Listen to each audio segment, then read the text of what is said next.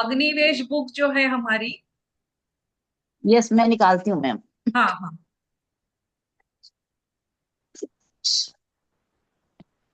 Ma'am ये छोटी Agnivesh same छोटी वन वाली। छोटी बुक है मैम जो। हाँ छोटी वाली बुक, हाँ। अच्छा, पेज बता दीजिए मैम।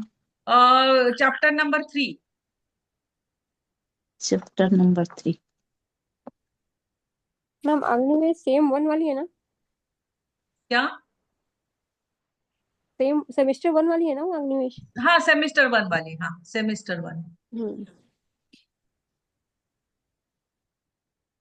कोश की संरचना। हाँ उतक हाँ, वही वही, सेल्स। हाँ, 10 पेज, 10वां पेज। मेरे पास इंग्लिश है। नहीं, इसमें लिखा हुआ मैम ये तो। हाँ ये मैंने ये भी शेयर कर दिया।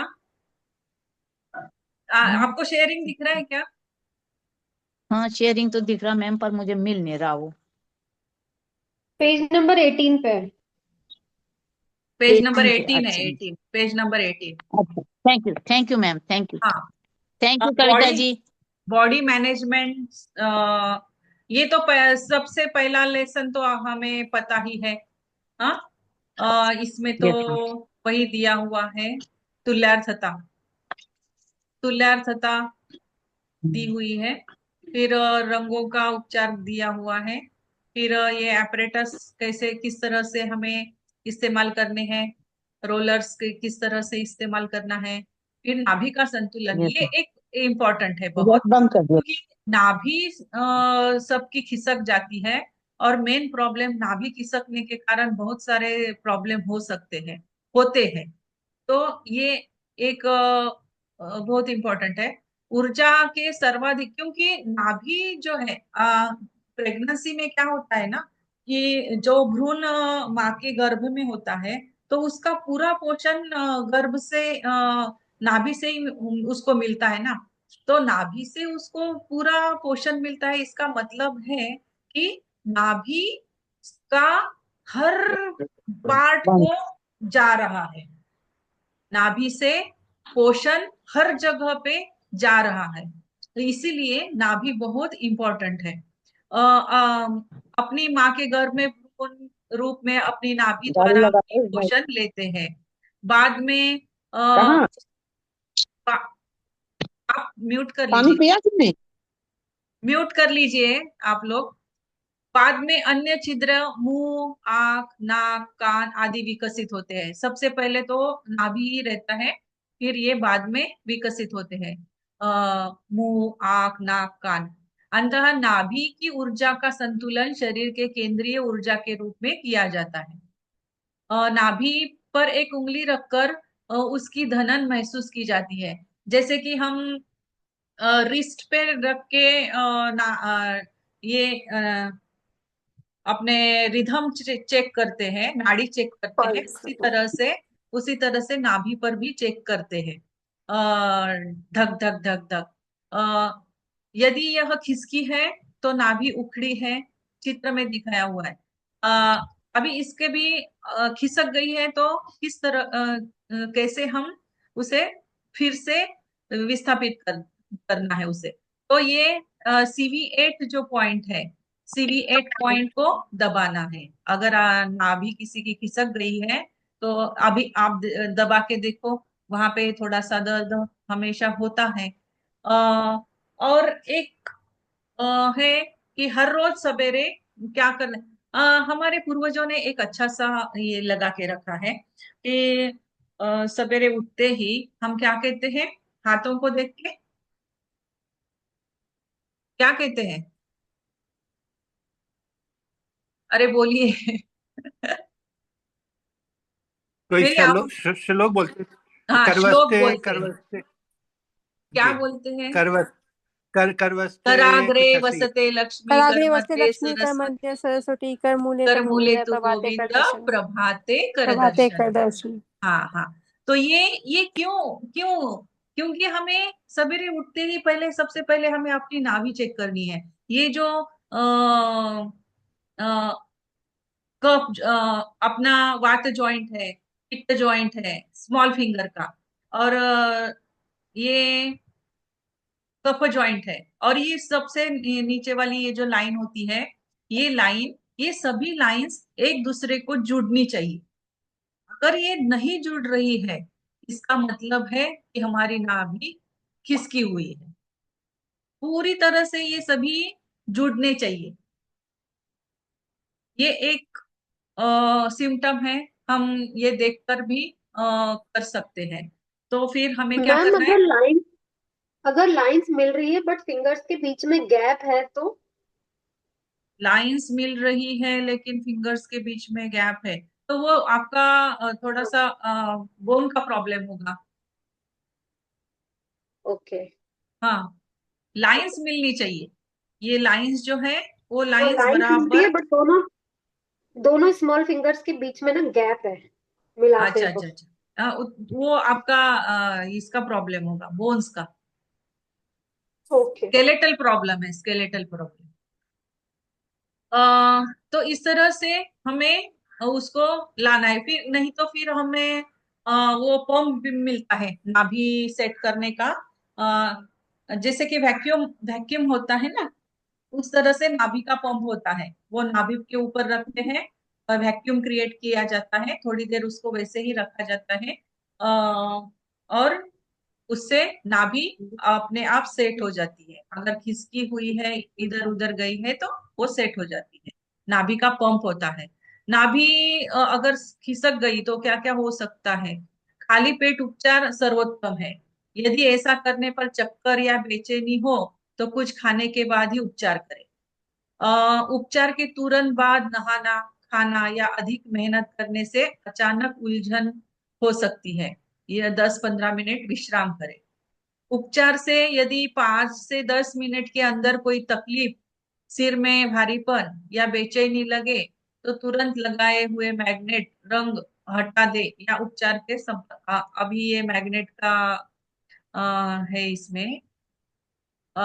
महिलाओं में गर्भधारण के समय उपचार तभी करें जब बहुत आवश्यक हो। उपचार में सिर्फ दानों का प्रयोग करें तथा दबाव हल्का दे। ये अपना एक्यूप्रेशर के बारे में लिखा हुआ है। मासिक चक्र के समय मासिक संबंधी उपचार तभी करें जब अत्यंत आवश्यक हो। अन्य रोगों के उपचार बिंदुओं का प्रयोग किया जा सकता है। मासिक मेंसेस पीरियड में नहीं करना चाहिए। अन्य रोगों के उपचार बिंदुओं का प्रयोग किया जा सकता है। कमजोर व्यक्तियों एवं बुजुर्गों में उपचार हल्के दबाव, रंग अथवा दानों से ही करने का प्रयास करें। कमजोर व्यक्तियां और बुजुर्ग, इन्हें क्यों? क्योंकि ये एनर्जी को कॉप अप नहीं कर सकते। इसलिए जो कमजोर व्यक्ति है या बुजुर्ग है, उन्हें हल्के दबाव देना चाहिए। रंग अथवा दानों से ही करना चाहिए उनका उपचार। अत्यधिक गंभीर रोग हो तो ही चुंबक या सुई प्रयोग में लाए। किसको? कमजोर व्यक्ति हो या बुजुर्ग हो। अब हम ये एक्यूप्रेशर का उपचार जो करते हैं, तो इसके साइड इफेक्ट्स भी कुछ होते हैं, तो वो भी जान लेते हैं फिर से। एक्यूप्रेशर उपचार करने या करने के बाद शरीर की बीमारियों पर सीधा प्रहार होता है। इसलिए कभी कभी रोग लक्षणों में वृद्धि दिखाई पड़ने लगती है। जो हमारा रोग है उस वो और बढ़ जाता है कभी कभी। इस पद्धति का कोई साइड इफेक्ट नहीं होता, परंतु यदि डायग्नोसिस या निदान गलत हुआ तो ऊर्जा के बढ़ने या घटने से तुरंत बेचैनी का अनुभव होगा। अंततः किया गया उपचार हटा देने से पुनः लाभ हो सकता है। एक्यूप्रेशर उपचार करने के बाद अनेक प्रकार के लाभ के साथ साथ कुछ अन्य लक्षण सामने आते हैं जो इसके प्रति प्रभाव के रूप में समझे जाने चाहिए। इन लक्षणों से घबराइए नहीं, बल्कि ये शरीर से रोगों की विष द्रव्य टॉक्सिन्स निकालने की प्रक्रिया को दर्शाता है। बहुत सी बार ऐसे होता है ना कि हम जब कुछ करते हैं, उपचार लेते हैं, तो ऐसा बेचैनी सी महसूस होती है, या और बढ़ा हुआ ऐसा लगता है। तो इसका मतलब ये नहीं है कि हमारा वो हमने जो लगाया है वो गलत है। ये क्यों, क्या हो रहा है कि जो स्टेग्नेशन होगा, कुछ अवरोध उत्पन्न हुआ है, वो बाहर निकल रहा है, इसकी वजह से हो सकता है। तो ये टॉक्सिन्स हमारे शरीर से बाहर निकलते हैं। उपचार के बाद चक्कर या बेहोशी आ जाए तो किया गया उपचार हटाकर रोगी को लिटा दे। धीरे धीरे तलुओं के बीचों बीच मालिश करे तथा नाक के नीचे हल्का दबाव दे। थोड़ी ही देर में होश आने लगे। अगर किसी को वो सूट नहीं हुआ तो उसे लिटा देना चाहिए, और K1 जो पॉइंट है हमारा, वो K1 को पंप करना चाहिए, मसाज करना चाहिए वहां पे। और ये यहाँ पे नाक के नीचे वाला पॉइंट कौन सा है? GV26। GV 26 से 24 24। 26 26 अंदर आता है, 24 बाहर होता है। तो ये स्टिम्युलेशन करने चाहिए। अगर किसी को वो सूट नहीं किया तो उसको लेटा दो और K1 को पंप करो। और ये वाला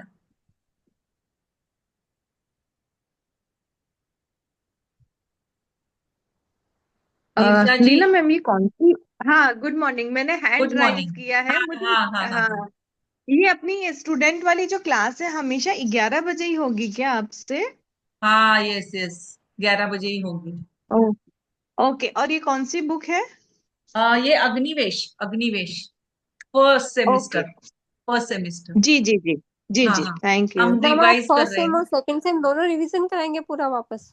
पूरा नहीं ऐसे बेसिक्स, जो हाँ इम्पोर्टेंट बेसिक्स। है, जो हाँ इम्पोर्टेंट है। बेसिक्स, हाँ हाँ बेसिक्स हाँ, वापस पढ़ लेंगे, करेक्ट करेक्ट। बेसिक्स थोड़ा सा, हाँ। हम्म। हाँ, एक्यूबिंदु लगाने पर रोगी को यदि पतले दस्त शुरू हो जाए तो यह भी शारीरिक सफाई की ओर संकेत करता है। किसी किसी को डायरिया जैसा महसूस हो सकता है, तो वो प्रॉब्लम नहीं है। वो उसका विषैले पदार्थ बाहर निकल रहे हैं, सफाई हो रही है, वो उसका संकेत है। कुछ दिनों के बाद मल सामान्य होने लगता है, परंतु यदि यह अधिक बढ़ जाए तो उपचार बिंदुओं को कम करे और उपचार की समय अवधि कम कर दे। एक्यूप्रेशर उपचार के बाद रोगियों की मनोदशा में भी परिवर्तन पाए गए हैं। जिस तरह से हमारे फिजिकल बॉडी पे इफेक्ट होता है, उसी तरह से हमारे मेंटल बॉडी पे भी इफेक्ट होता है, मानसिक अवस्था। तो मनोदशा पर भी परिवर्तन हो सकता है। कोई चिड़चिड़ करता है, कोई बहुत रोने लगता है, तो ये मानसिक है ये। तो उसको भी घबराना नहीं चाहिए। ये उपचार देने के बाद मानसिक स्तर पर भी इफेक्ट होता है। शारीरिक एवं मानसिक स्तर पर परिवर्तन साथ साथ होते हैं। गुस्सा आना, चिड़चिड़ापन, उदासी, अत्यधिक उल्लास, आनंद आदि का बढ़ना घटना उपचार के दौरान की स्वाभाविक प्रक्रिया है। कोई हंसने ही लगता है, कोई रोने ही लगता है, कोई चिड़चिड़ापन, वो उसकी हीट बाहर निकलती है, वो चिढ़ता है। किस तरह से वो बाहर निकलेगी हीट? तो चिड़ चिड़ चिड़ चिड़ चिल्लाने लगता है।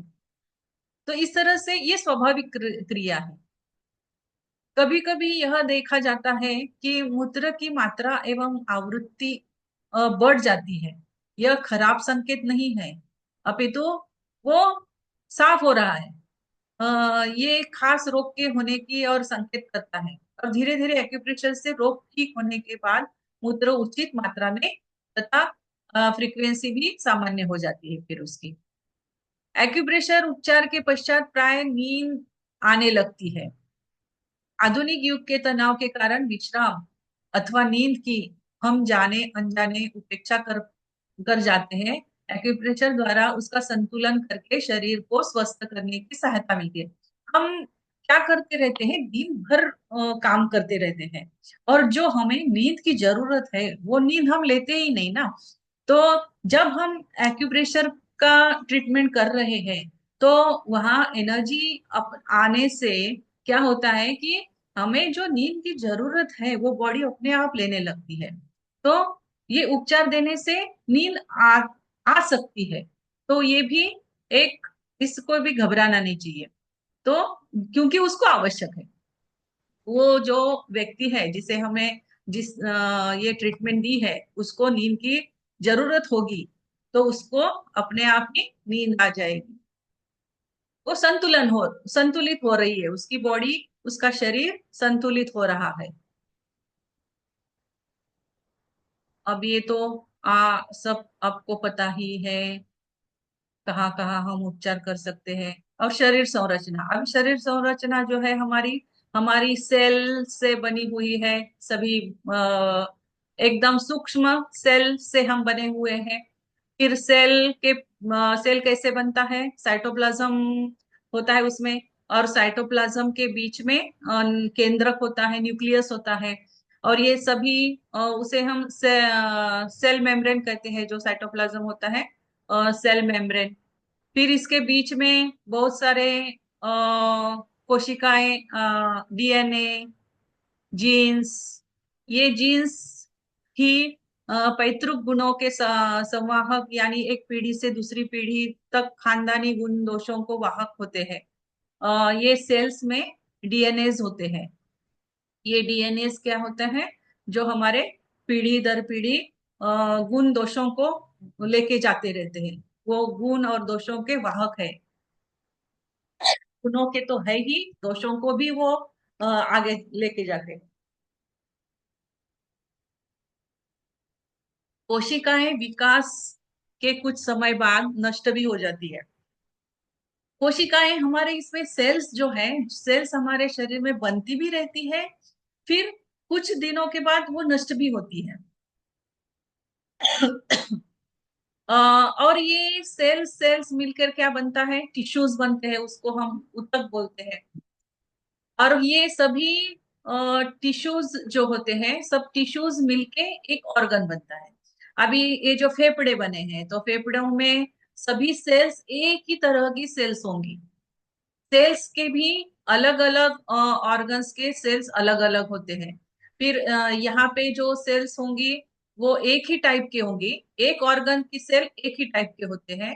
और वो सब सेल्स मिलके एक कोशिकाएं बनती, ऊतक बनते हैं, टिश्यूज बनते हैं। और वो टिश्यूज से ऑर्गन बनता है। तो इस तरह से हमारे ऑर्गन्स बनते हैं। फेफड़े बन गए, हृदय बन गए। हृदय हृदय भी बन गया, तो सेल से मिलकर, टिश्यू टिश्यू से मिलके हृदय बना है।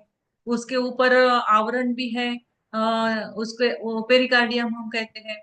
वैसे ही डायफ्राम है, यकृत है, लीवर है, पैनक्रियाज है, गुर्दे, लीवर, बड़ी आंत, छोटी आंत, मूत्राशय, ये सभी सेल से ही बने हुए हैं, टिश्यूज से ही बने हुए हैं। हमारा मस्तिष्क भी सेल से ही बना हुआ है। तो सबसे छोटी इकाई क्या है हमारे शरीर की? तो सेल्स है। ये टिश्यूज, फिर टिश्यूज मिलके मसल्स बनते हैं। इस तरह से ऊतक, पेशी ऊतक शरीर की पेशियों, मसल्स का निर्माण करते हैं। कनेक्टिव टिश्यूज, संयोजी ऊतक, जिसे हम कनेक्टिव टिश्यू कहते हैं। इपिथेलियल टिश्यू, अलग अलग टिश्यू बनते हैं। सेल जैसा ऑर्गन होगा उस तरह से वो टिश्यू भी होंगे। कनेक्टिव टिश्यूज है, एपिथेलियल टिश्यूज है, जो कि हमारे त्वचा के ऊपर रहते हैं। फिर हमारा शरीर जो है, शरीर का सिर, धड़ और हाथ और पैर, मोटे तौर पर तीन भागों में, तीन हिस्सों में बटा हुआ है हमारा शरीर। सिर, धड़ और हाथ और पैर।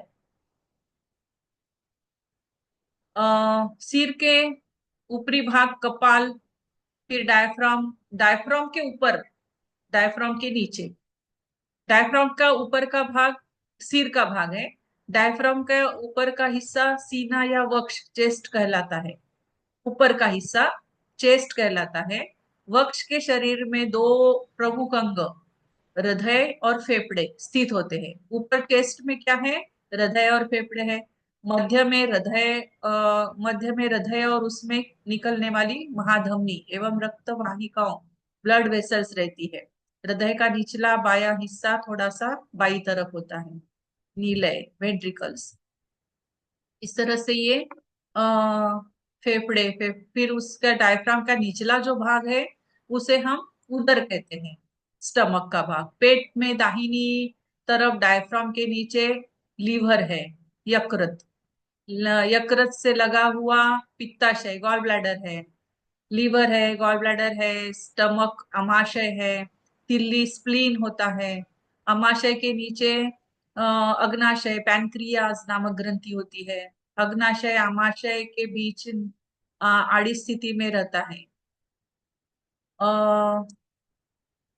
गुदा, मूत्र नलिका, ये सब नीचे है डायफ्राम के।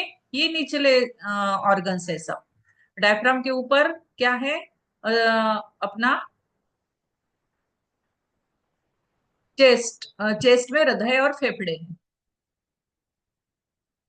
हार्ट और फेफड़े। फिर उसके नीचे है ये हो गया गर्दन और धड़ के पृष्ठभाग में रीढ़, वर्टेब्रल कॉलम है। मेरुदंड, जिसे हम मेरुदंड कहते हैं, मेरुदंड वर्टेब्रल कॉलम। फिर गर्दन में 7 केशु रुकाएं, वक्ष में 12 केशु रुकाएं, वक्ष के नीचे कमर में 5, और नीचे रोनी गुहा एनल कैनल के पृष्ठ में 5 केशु रुकाएं मिलकर सैक्रम होता है। ये हम पढ़ चुके हैं। हम्म हम्म। फिर उसके बाद है स्पाइनल कॉर्ड, स्पाइनल सर्वाइकल के 7 होते हैं, थोरेसिक के 12, लंबर के 5, सैक्रम के 5, कॉसिक्स के 2 या 2-3। सारा शरीर त्वचा से ढका हुआ है। धड़ के ऊपरी भाग की भुजाएं, दाई और बाई भुजाएं हैं हमारी। फिर दाई और बाई जांघें, पैर जुड़े हुए हैं। तीसरी परत है ऊतक, फाइब्रस टिश्यूज की। 2 भुजाएं हुई, 2 जांघें हुए। फिर उसके नीचे त्वचा के नीचे चर्बी या वसा की परत होती है, इसके नीचे तीसरी परत होती है, उसे फाइब्रस टिश्यू कहते हैं। फिर ये रक्त वाहिनियों को ढके रहता है, फाइब्रस टिश्यूज। पेशियों में मध्य के में लाल और नीले रंग की नलिकाएं होती है, जिसे हम वेन्स और आर्टरीज कहते हैं। ऑक्सीजनेटेड ब्लड, इन धमनियों में आर्टरीज जो है वो उनमें ऑक्सीजनेटेड ब्लड होता है। जो नलिकाएं हृदय की ओर रक्त ले जाती है उन्हें शिराएं, वेन्स कहते हैं। वो डीऑक्सीजनेटेड रक्त होता है उसमें।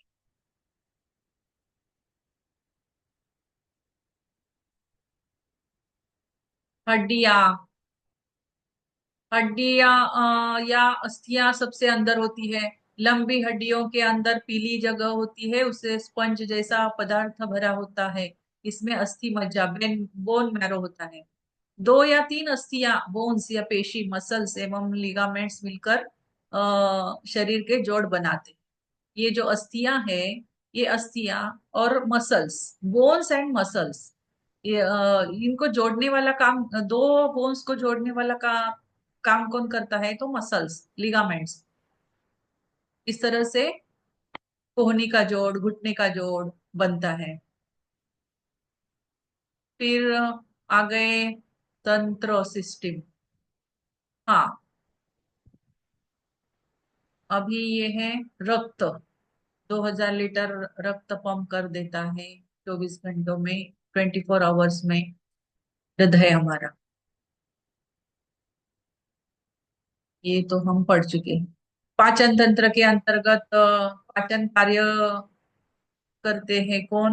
मुंह, मुंह से हमारा डाइजेस्टिव सिस्टम जो है, मुंह, मुंह से लार ग्रंथि, आमाशय, आते, पक्वाशय, यकृत, ये सब मिलकर डाइजेस्टिव सिस्टम बनती है। और ये सब क्या बनाते हैं? भोजन को पचाने का कार्य करते हैं। ये पाचन तंत्र के अंतर्गत आते हैं। तो ये हो गया डाइजेस्टिव सिस्टम। इस तरह से हृदय और विभिन्न रक्त वाहिकाएं मिलकर परिसंचरण सर्कुलेटरी सिस्टम जिस परिसंचरण तंत्र बनाते हैं। सर्कुलेटरी सिस्टम सर्कुलेट होता है ब्लड पूरे शरीर में, रक्त वाहियों के द्वारा सर्कुलेशन होता है पूरे। इसमें वाल्व्स होते हैं, अशुद्ध रक्त, हम्म, ये सर्कुलेटरी सिस्टम।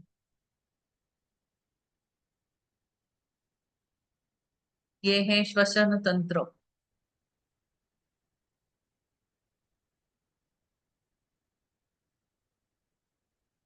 ये है एक्सक्रेटरी सिस्टम।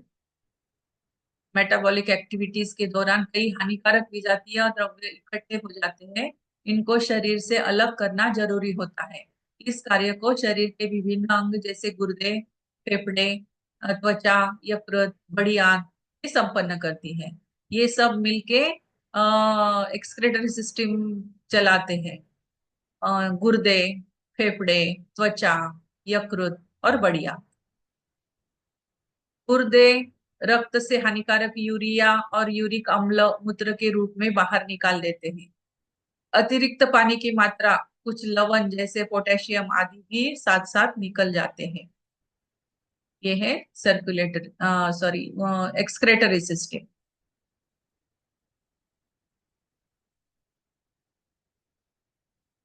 त्वचा भी पसीने के द्वारा कुछ हानिकारक द्रव्य, लवण एवं पानी बाहर निकालती रहती है। जो हमें पसीना आता है वो पसीना भी हानिकारक द्रव्य बाहर निकलते रहते हैं। यकृत पित्त के माध्यम से कुछ उत्सर्जी द्रव्य आंतों में छोड़ता है। बड़ी आंत इन द्रव्यों को मल के साथ बाहर निकाल देती है।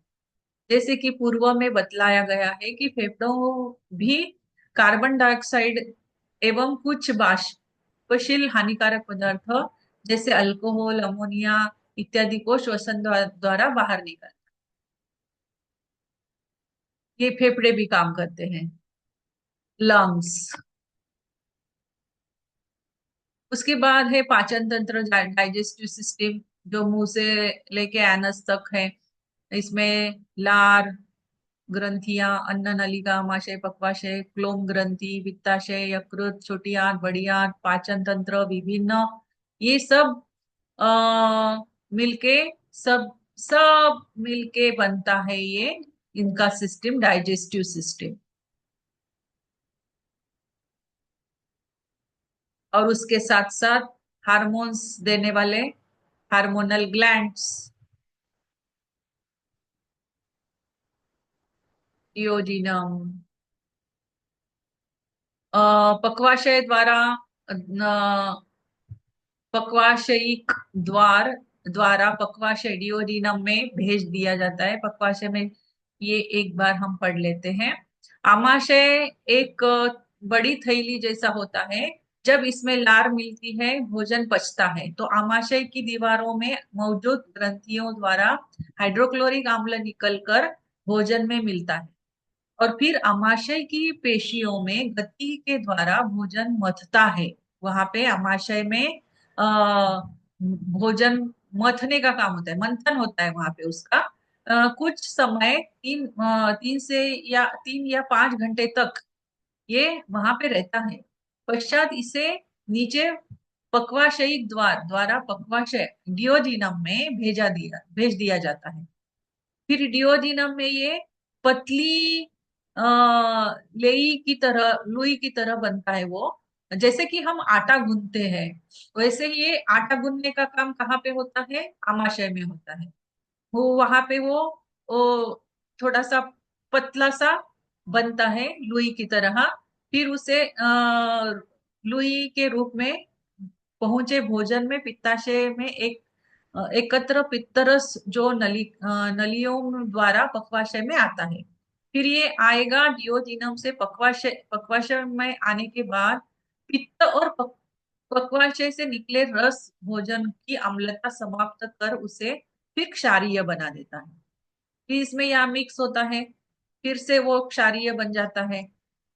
पित्त रस मिलता है उसमें। इसके पश्चात भोजन छोटी आंत में आता है। छोटी आंत भी क्षारीय रस निकलती है जो भोजन में मिलता है। यहाँ पचे हुए भोज्य पदार्थों का छोटी आंत की दीवारों द्वारा अवशोषण भी होता है। अब यहाँ पे क्या होता है कि छोटी आंत क्या करती है, वो शोष लेती है, वो एब्जॉर्ब करती है, ऑब्जर्व कर लेती है जो जो हमारे लिए आवश्यक है, उस भोजन में जो जो आवश्यक है वो ऑब्जर्व करने का काम करती है, शोषण करने का काम करती है, अवशोषण होता है वहां पे, और वह उससे ही हमारा रक्त बनता है। भोजन आंतों की गति से आगे बढ़ता है, फिर लगभग 7 मीटर लंबी छोटी आंत द्वारा 5-7 घंटे के दौरान भोजन के प्राय सभी आवश्यक तत्व अवशोषित कर लिए जाते हैं। यहाँ पे सब उसमें से निकाल लिया जाता है, फिर वो आगे जाएगा। अभी ये गाढ़ा हो जाएगा। क्या बोलते हैं उसको, उसमें से पानी निकल जाएगा, सब सब सोच लिया ना, सब कुछ उसको एब्सॉर्ब कर लिया। अब ये जाएगा आगे। इसके बाद पचा हुआ आहार बड़ी आंत में पहुंचता है। यहाँ भी कुछ मात्रा में पानी और लवणों का शोषण एब्सॉर्प्शन होता है। अब यहाँ पे बड़ी आंत में भी बड़ी आंत में लवणों का एब्सॉर्प्शन होता है। यहाँ भी बड़ी आंत में यह क्रिया 5-6 घंटों तक चलती है। इस दौरान भोजन मल के रूप में बदल जाता है और जो शौच द्वारा बाहर शरीर से बाहर निकाल दिया जाता है। भोजन की पूरी पाचन क्रिया में लगभग 14 से 18 घंटों तक का समय लग जाता है। भोजन को शरीर को भोजन के पाचन द्वारा शर्करा, प्रोटीन, वसा, विटामिन, खनिज लवण और पानी प्राप्त होते हैं। तो ये हो गया डाइजेस्टिव सिस्टम। डाइजेस्टिव सिस्टम इस तरह से वहां पे कार्य चलता है।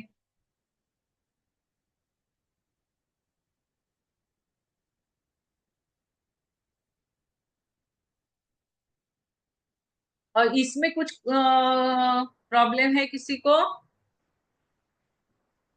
Sugar, protein, fat, vitamin, mineral, salts and water, ये सब हमारे शोष लिए जाते हैं, एब्सॉर्ब होता है। जो हमने खाया है वो खाए हुए पदार्थों से ये सब प्रोटीन्स एब्सॉर्ब होता है, शुगर बनता है, शुगर रिसीव होता है, fats, vitamin, mineral, salts, water, ये सब कुछ एब्सॉर्ब होता है। तो इसको कितने घंटे लगते हैं? 14 से 18 घंटे का समय लगता है डाइजेस्ट होने में। तो ये हो गई डाइजेस्टिव सिस्टम। इसमें किसी को कुछ प्रॉब्लम है? आगे चले? नहीं नो मैम। मैम। हाँ। हाँ यस मैम। मैम। हाँ चलो। फिर आती है हमारी